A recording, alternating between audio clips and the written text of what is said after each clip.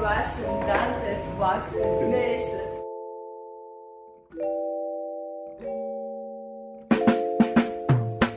What's your take, Bill, on the WBC? He came out and said that both Devin Haney and Ryan Garcia, they requested to postpone the fight and agreed to fight later on. Let me play the audio for you.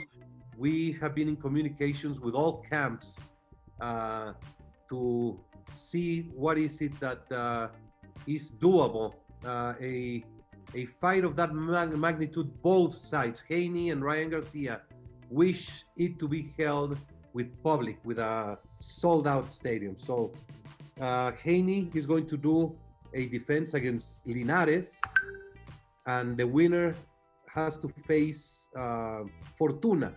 Fortuna had a signed contract to fight Linares, and due to COVID last year, that fight did not take place, and Fortuna has accepted Linares to face Haney with the condition that the winner faces him within 90 days. We understand Teofimo Lopez is doing the IBF mandatory in I believe, June. And we're waiting for Ryan Garcia to see what is going to be his next step. But what we have right now confirmed is Haney against Linares and the winner fighting Fortuna.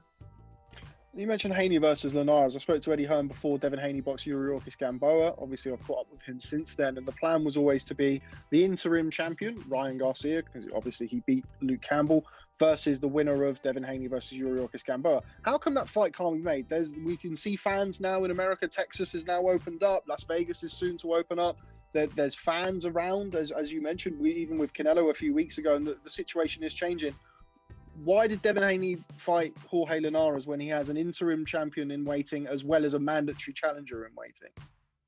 Well, we discussed this with both camps. I was talking with Mr. Haney continuously, talking to Golden Boy and talking to Garcia side. And what they both requested was to give more time for that fight to build up.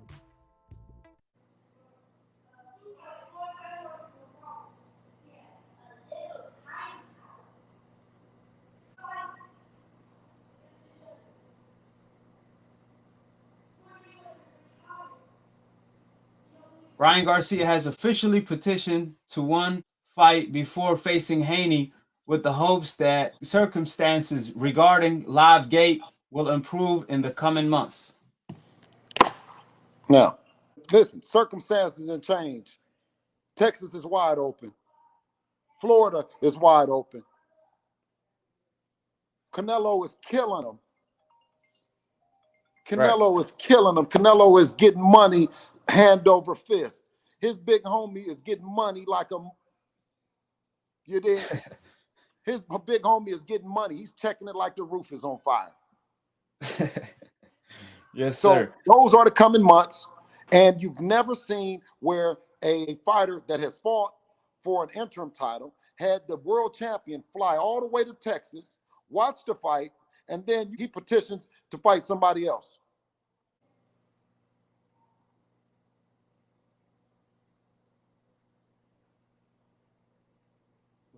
We're very disappointed that Ryan Garcia is choosing not to fight Haney at this time, especially when this fight with Campbell was a final eliminator.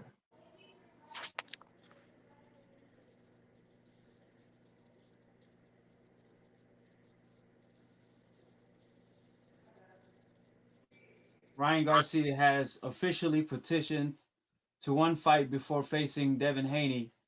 Yes, sir. Yes, sir. We see it. So we literally can't make it up. That's not because we wanted. Listen. They did, and we don't got no problem with still fighting him at another date. But we didn't. We weren't the one that's petitioned. We go along with it, but you know what I mean. You can't blame that on us. That's right. We see it.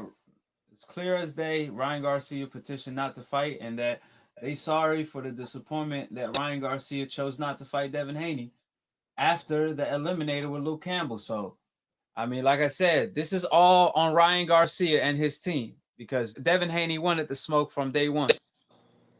Come on, man.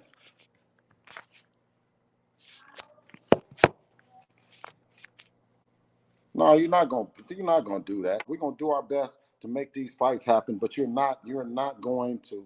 No one is going to assassinate Devin as if he's not ready. We didn't fly to Texas to then say that we want to not fight him, right? What would we fly to Texas for?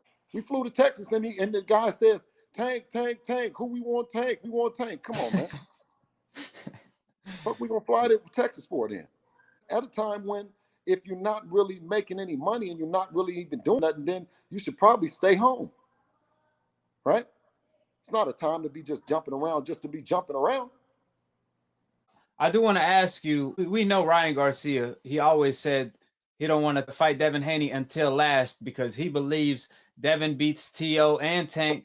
According to Ryan, he says Devin is the toughest out of the bunch, so he want to save him last. There's no secret. There's no surprise to him petitioning not to fight Devin Haney, just like Teofimo and Lomachenko did, including Fortuna. But I do want to ask you,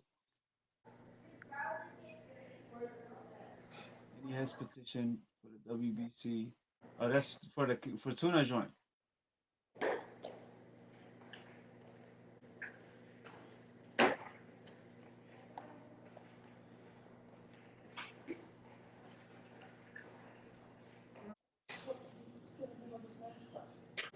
Bro, I can't make these receipts up, dog. When Devin petitioned to fight him, right, for the belt, what did he do? So how do you fall from number 1 to number 2 if you're not trying to do something else other than fight him? Come on, man. Keeping it 100. Right. When it came to the glory, just like with Floyd and the rest of it, when it came time that it was all about just the money, promoters don't have no problem selling them out, right? But when it came to the glory and getting in the position, they weren't nowhere to be found. When he caught wind and Javier Fortuna and Lomachenko caught wind, but they weren't trying to fight him. We've been trying to fight him, right? When Jorge Linares, they was trying to fight Jorge Linares. Linares was trying to fight Luke Campbell. He tried to fight, he beat Luke Campbell, excuse me. Jorge Linares was trying to fight Ryan Garcia, and he was trying to fight Javier Fortuna, right? Yeah. Them guys didn't want to fight us, and they didn't want to fight him. Well, I'll take that back. The fight with Javier Fortuna and Linares fell out because of COVID. Yeah. Javier Fortuna didn't want to fight us, right? We started looking for Jorge Linares because we know that Jorge Linares will fight anybody.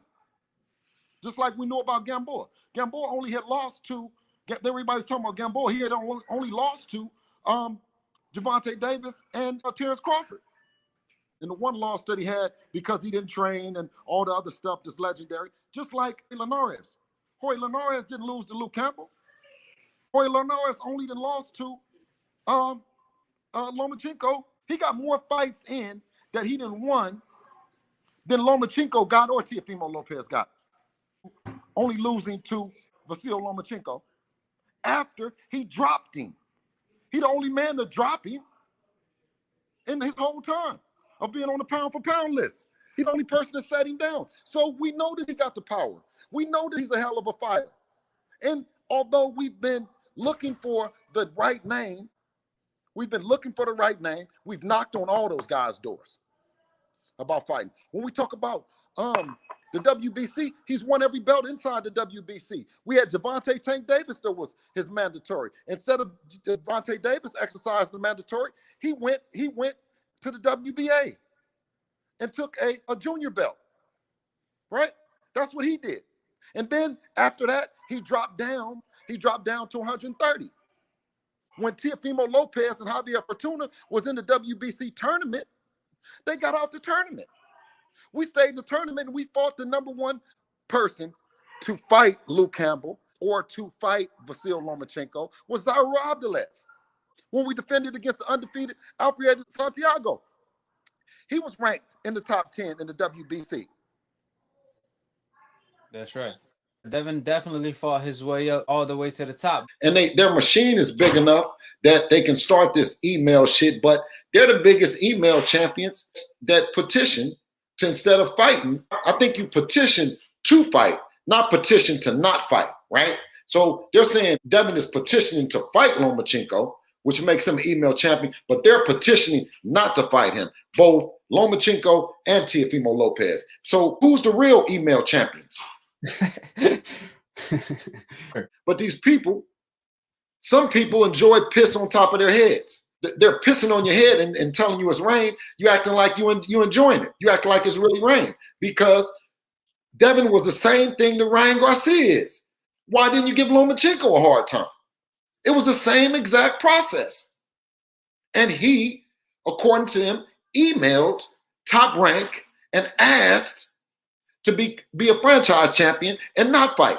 Hold on. Who do you guys want? Who do you guys want?